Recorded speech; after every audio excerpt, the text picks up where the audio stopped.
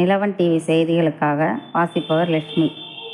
நெமிலி நகரில் உங்களுடன் முதல்வர் முகாம். அமைச்சர் காந்தி நல உதவிகளை வழங்கினார். ராணிப்பேட்டை மாவட்டம் சோளிங்கர் சட்டமன்ற தொகுதி நெமிலி நகரில் உங்களுடன் முதல்வர் முகாம் நடைபெற்றது. முதல் 8 வார்டுகளுக்கு நடந்த முகாமிற்கு பேரூராட்சி தலைவர் ரேணுகாதேவி சரவணன் தலைமை தாங்கினார். தாசில்தார் ராஜலட்சுமி, செயல் அலுவலர் எழிலரசி முன்னிலை வகித்தனர்.